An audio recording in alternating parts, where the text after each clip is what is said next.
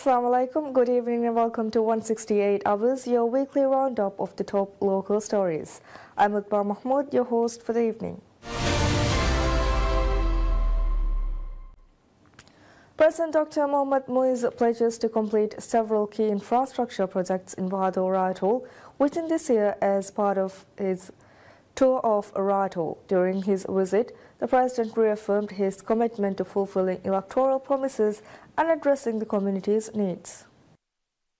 President Dr. Muiz highlighted his administration's unwavering support for local initiatives, commending Wadu residents for their self-driven development projects.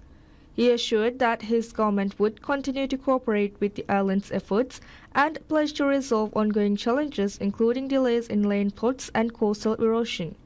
One key project, the relocation of the island's waste management center, is set to begin shortly, allowing the issuance of land plots. Additionally, President Dr. Muiz addressed the issue of coastal erosion with the Maldives Transport and Contracting Company, MTCC, working to resolve delays caused by the difficulty in acquiring rock boulders. Once these challenges are overcome, coastal protection and harbour development projects will resume. President Muiz also discussed plans to enhance the island's educational and healthcare infrastructure, promising the development of new facilities and the extension of healthcare services across the atoll. He also reassured the community that a land reclamation project would commence later this year or early next year to address land constraints.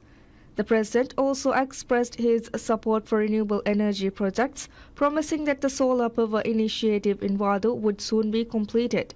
His administration aims to generate 33% of the country's energy from renewable sources by 2024, with Wadu transitioning to solar energy. In a major development for financial accessibility, President Muiz attended an agreement signing between the Bank of Maldives and the Wadu Island Council for the installation of an ATM on the island. This marks an important step in the government's plan to equip all inhabited islands with ATMs by the end of the year. President Dr. Mohammad Muiz concluded his visit by reiterating his administration's commitment to completing these infrastructure projects and ensuring development that aligns with the community's needs. The President's tour continues with upcoming visits to Angultim, Hurdufar and several other islands in the Ra Atoll. President Dr. Mohammad Muiz promises to bring significant development to Raskatim Ra Atoll before the end of this year. During his visit to the island on Tuesday, the President outlined several key projects aimed at transforming the community's infrastructure and services. Addressing the residents of Raskatim, President Muiz acknowledged past challenges, including financial constraints that delayed development projects. However, he assured that these challenges have been overcome and that projects would now proceed as planned. The President committed to completing the Raskatim Harbour project, adding a new classroom and multipurpose hall to the school, building a football ground, and addressing critical issues like waste management, water and spray systems, and the island's main roads. Additionally, he pledged to improve electricity and healthcare services across the island. President Muiz emphasized the importance of prioritizing these projects in collaboration with the local council. He expressed his hope to return later this year to witness their completion. In a significant step forward, President Muiz also inaugurated the new office building for the Raskatim Island Council. The building, which was constructed under the Public Sector Investment Program, will provide a safer and more efficient workspace for council members and staff. Council President Mohammad Fatin highlighted that the new facility would greatly enhance the council's ability to serve the community. Further, boosting financial accessibility, President Muiz also witnessed the signing of an agreement for the installation of an ATM on the island. This is part of the government's initiative to install ATMs on all inhabited islands by the end of the year, providing more convenient access to banking services. President Dr. Mohammad Muiz's visit to Raskatim is part of his ongoing tour of the Ra Atoll. His administration is focused on addressing the pressing development needs of outer islands, with further visits scheduled to several more islands in the atoll. The President's commitment to island development remains steadfast, with numerous projects set to improve living conditions and infrastructure across the Maldives. In a series of significant developments across Ra Atoll, President Dr. Mohammad Muiz met with members of Hurdufar Island Council's Women's Development Committee (WDC) and heads of institutions in Hurdufar to address critical infrastructure needs while also launching initiatives aimed at improving island services. On Wednesday, President Dr. Muiz met with the Hurdufar Island Council, Women's Development Committee and local leaders to discuss the pressing developmental needs of the island. Council members highlighted several urgent issues, with the most immediate concern being the overcrowded school and the need for dormitory facilities. They also raised the need for vital infrastructure projects, including coastal protection, road development and critical improvements to the harbor's breakwater. The community also stressed the lack of basic utilities in newly populated areas, with water and sewerage systems identified as a priority. In response, President Muiz assured that these challenges would be thoroughly addressed, with updates provided by cabinet ministers on the government's ongoing efforts. A significant step forward in financial accessibility was also made as Hurdufar Island signed agreements with both the Bank of Maldives and Maldives Islamic Bank to install ATMs on the island. This move is part of a nationwide project to ensure ATM services on all inhabited islands by the end of this year. The agreements were signed by representatives from both banks, underscoring the government's commitment to financial empowerment in remote communities.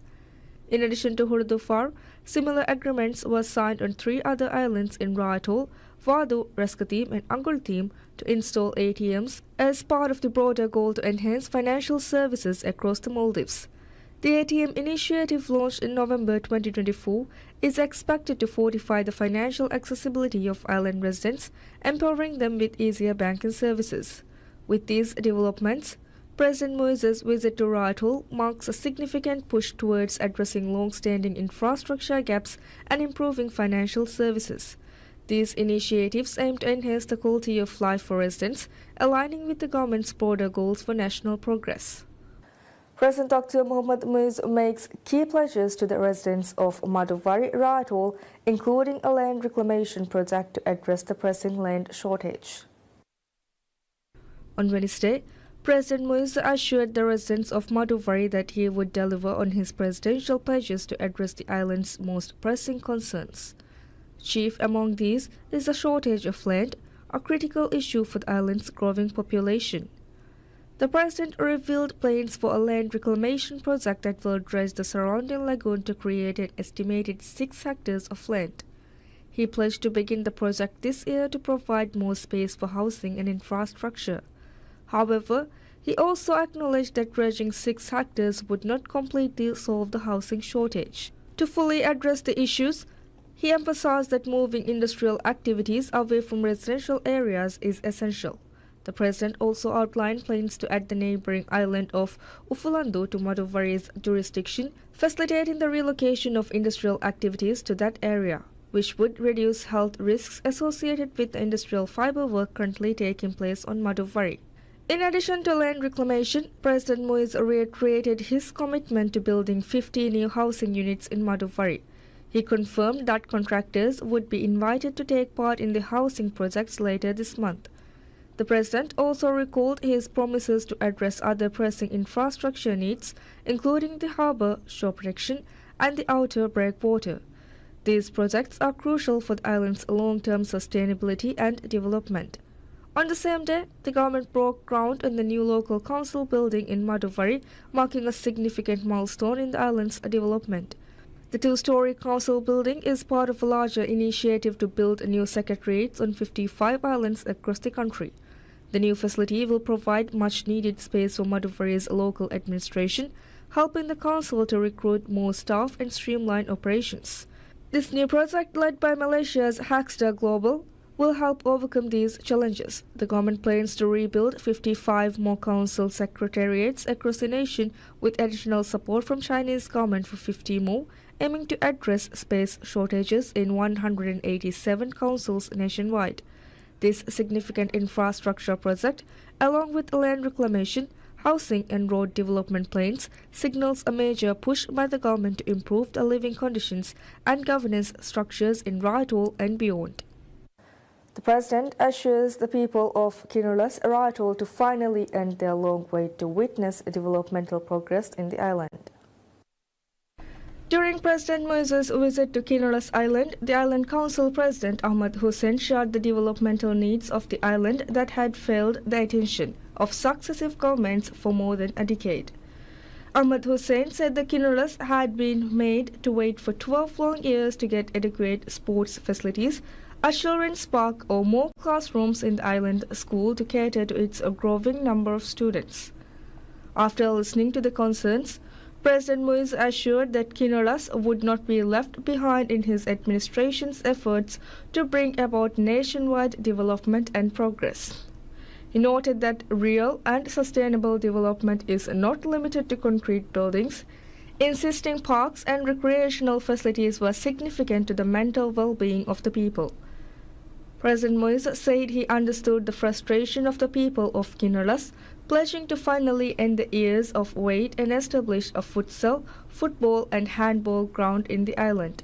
He also stressed on the importance of education in his vision for the Maldives, promising to add more classrooms along with other facilities in the island's school.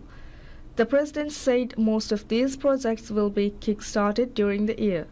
He also shared his vision to develop the country to improve financial accessibility through more ATMs, waste management and police posts in regions currently lacking such basic services. The President said his administration would encourage and assist islands looking to improve or enhance local tourism.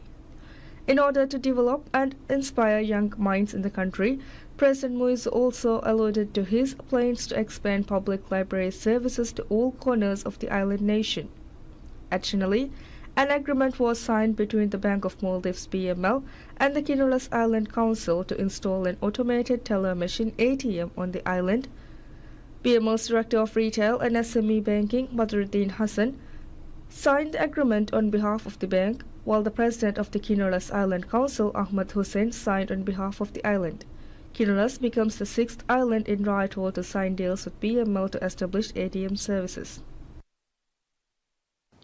President Moise announces that the contract to develop an airport in Fano Atoll will be signed next month, followed quickly by its commencement. Addressing the residents of Fano as part of his ongoing tour of several islands of Atoll, President Moise said the hopes and aspirations of the people in the island were linked to their dreams of an airport. The President said as pledged during his presidential campaign, the contract to develop the airport will be signed with Maldives Transport and Contracting Company MTCC next month, which will be quickly followed by its mobilization. Noting that the Fano Airport project is linked to the hopes of its people, the President stated that this airport will boost much-needed economic activity in the region with more job opportunities and attract more tourist resorts to the area. According to President Moise, the Fano Airport project remains a sound investment as it will become the cornerstone of his pledge to attract more tourist resorts to Atoll. In addition, the President also pledged further development to the island's health facilities, sports infrastructure and harbour expansion. The President said his next visit to Fano will be to inaugurate its new airport. During his visit to Fano on Thursday, President Moise also inaugurated the island's new water and sewerage network. The government contracted Male Water and Sewerage Company (MWSC) to establish the network in Fano. Under the $4 million project, a 4.86 kilometer sewerage network has been established to connect 130 households in Fano. The project will provide clean water to the households in Fano with 2 reverse osmosis RO plants, which will generate 20 tons of clean water per day. MWSC has also provided water and sewerage connections to the 130 households in Fano. The President's visit to Fano also saw the island's council sign a deal with Bank of Maldives to install an automated teller machine ATM on the island. With this, Fano becomes the 7th island in Atoll to sign deals with BML to establish ATM services. President Dr. Mohamed Moise announces plans to develop public works areas in every atoll across the Maldives. The announcement was made while speaking to residents of Marquardt Atoll as part of a tour to several islands of Atoll. Addressing the community of Makurathu, the President highlighted a significant government initiative, the creation of 2 mobile public works units, one in the north and one in the south of the country, as part of the 2025 state budget. This will help expedite infrastructure maintenance nationwide. During his visit, the President met with the Makurathu Council and the Women's Development Committee to address pressing concerns. Key issues included the completion of the island's harbour, improvements to water and sewerage systems, and the need for more educational resources at the local school. The school currently faces challenges such as the lack of a special educational needs, SEND teacher and a multipurpose hall, with the council stressing the importance of addressing these gaps for the community's future. Sports development was also discussed with the council and advocating for the construction of a football field and a fitness and recreation centre for the island's youth. In line with his policy to expand police services across all inhabited islands, the President attended the groundbreaking ceremony for the island's new police post. This marks another step towards improving safety and security for island communities. The visit also saw the groundbreaking for a new council building, part of a nationwide initiative to build 55 local council secretariats across the country. The project is set to improve operational efficiency for local governments. In a move to further enhance services, an agreement was signed with the Bank of Maldives to install an ATM on Makurathu. This is part of a broader plan to provide banking services to all inhabited islands by the end of 2025. The President assured Makurathu's residents that these new and long-delayed projects would be implemented, ensuring comprehensive and tangible results for the island. With a focus on development and community well-being, President Muiz's visit to Ra Atoll underscores the government's commitment to improving lives across the Maldives. Minister of Health Abdullah Nazim Ibrahim reveals the administration's comprehensive strategy to launch new healthcare services and to bolster existing ones in both Mala City and the outer atolls. During an interview with PSM News conducted while visiting Ungufar and Hurdufar in Ra Atoll alongside President Dr. Mohammad Muiz, Health Minister Abdullah Nazim Ibrahim outlined the administration's commitment to improving healthcare nationwide. The administration plans to utilize bulk procurement policies to impact crucial medicines and pharmaceutical equipment, ensuring their distribution to hospitals and healthcare centers across the outer islands. The minister added that these initiatives align with President Dr. Mohammad Muiz's commitment to enhancing the quality of healthcare services nationwide. A key component of the administration's healthcare agenda, according to the minister, is to guarantee the availability of high-quality medication and the establishment of accessible and affordable healthcare services and equipment. He underscored that several noteworthy developments are expected in the healthcare sector this year, including the introduction of new services in both the outer atolls and Mala City. The minister further underscored that these reforms reflect President Dr. Mohammad Muiz's unwavering commitment to prioritizing healthcare within his development agenda. The administration's accomplishments to date include broadening access to the National Universal Healthcare Insurance Platform (ASANDA) and decisions to regulate the retail prices of medicines. ASANDA has also been expanded to encompass services from healthcare institutions in Thailand and the United Arab Emirates (UAE). The administration also launched the air ambulance services and earmarked funds in the 2025 budget for the development of 5 hospitals, including specialized facilities for thalassemia and cancer treatment. The administration has also implemented measures to increase taxes on tobacco imports, ban vaping devices and products, and raise the legal age of purchasing tobacco products to 21 years. Minister Ibrahim further reaffirmed that the administration's healthcare reforms will concentrate on tackling the prevalence of non-communicable diseases, enhancing primary healthcare, and promoting preventive care. He assured that efforts to bolster primary healthcare across all atolls will be completed this year, with sustainable enforcement maintained in an organized manner. Minister of Economic Development and Trade Mohammad Said states that the rollout of the Development Bank of Maldives (DBM) is progressing as planned. In a recent social media post, Minister Said highlighted the strategic significance of the institution, stressing that its phased approach is integral to the broader efforts to stabilize and strengthen the economy. Founded on 16 November 2024 by President Dr. Mohammad Muiz, the institution aims to bolster economic growth and resilience. Minister Said outlined a three-phase rollout for the DBM, starting with the institutional setup, which is currently on schedule. Minister Said stated that the DBM's business model prioritizes institutional investors and large-scale infrastructure projects with plans to introduce retail services at a later phase. He noted that this phased approach is aligned with broader efforts to stabilize and strengthen the economy. The DBM's strategic objectives are crafted to bolster the long-term economic and social progress of the Maldives.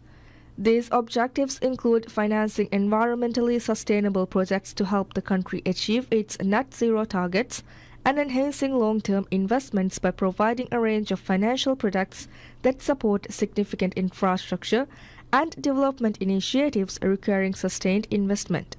The bank also focuses on supporting national development by facilitating both public and private initiatives that contribute to the country's economic and social progress. Additionally, the DBM aims to promote financial inclusion by providing accessible financial products for scalable businesses. The administration envisions transforming the DBM into a regionally significant institution. Minister Said elaborated that the second phase of the rollout will concentrate on securing investments for infrastructure development projects. This phase will be followed by the introduction of retail services, which is expected to enhance the country's economic strength. As the country's inaugural investment bank, the DBM aims to offer low-interest loans for major development projects and substantial private investments. Minister Said previously stated that the DBM will partner with both domestic and international financial institutions and investors to fund these initiatives. The comprehensive services offered by the DBM extend beyond loans to include equity finance, fund syndication, and risk insurance. Committed to sustainable economic and social development, the DBM also aims to raise funds for infrastructure projects, address financing challenges for public sector investment program initiatives through syndicated finance, and boost foreign currency liquidity within the Maldivian banking system. That's it for this week. Stay tuned for more updates. Have a pleasant day ahead. Bye-bye.